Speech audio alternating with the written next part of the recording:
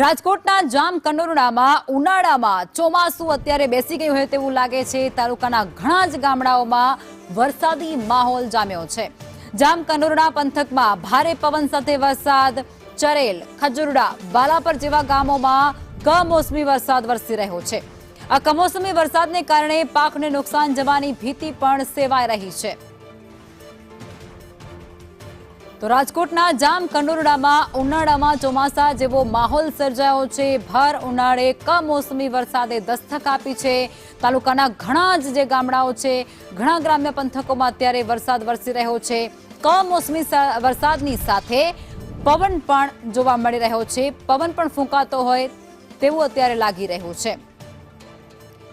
હવામાન વિભાગ તરફથી આગાહી વ્યક્ત કરવામાં આવી હતી અને હજુ પણ આગામી દિવસોમાં કમોસમી વરસાદની આગાહી આપવામાં આવી છે। અને આ આગાહી વચ્ચે જામકંડોરણા પંથકમાં વરસાદ, ચરેલ, ખજુરડા અને બાલાપર જેવા ગામડાઓ છે।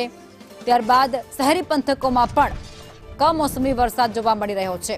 આ વરસાદ વરસતાની સાથે જ ખેડૂતોના પાકને નુકસાન જાય તે પ્રકારની ભીતિ પણ સેવાઈ રહી છે। આ વરસાદ એ માત્ર એકલો નથી, તેની સાથે પવન પણ જોવા મળી રહ્યો છે।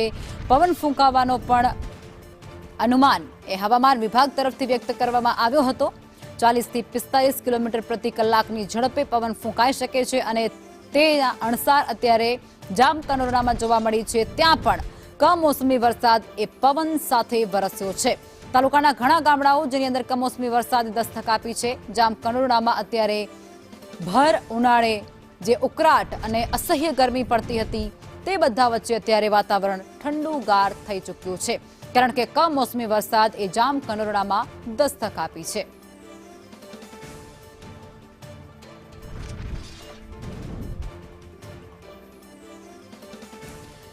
જામકંડોરણા પંથકમાં કમોસમી વરસાદ અને હજુ પણ વરસાદી માહોલ ત્યાં યથાવત જોવા મળી રહ્યો છે।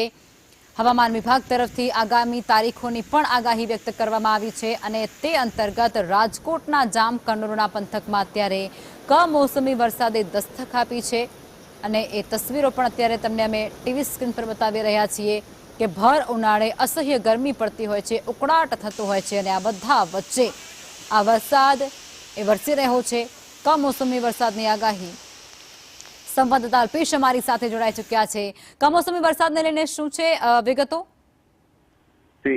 ખાસ કરીને જણાવી દો કે રાજકોટ જિલ્લાના જામકંડોરણા ખાતે કમોસમી વરસાદને લઈને સાંજે અચાનક વાતાવરણમાં પલટો આવતા ધોધમાર વરસાદ વરસી રહ્યો હતો અને જામકંડોરણા પંથકમાં બાલાપર, ચરેલ જેવા ગામોમાં ધોધમાર વરસાદને લઈને ખેતરોમાં પણ પાણી ઘૂસી ગયા હતા। અને વાત કરીએ એ ખેડૂતોમાં ચિંતા પણ પોજું પડ્યું છે, કારણ કે આ કમોસમી વરસાદને લઈને ખેડૂતોના પાકોને ભારે નુકસાન જાય તેવી ભીતિ છવાઈ રહી છે। જેલ બોલો।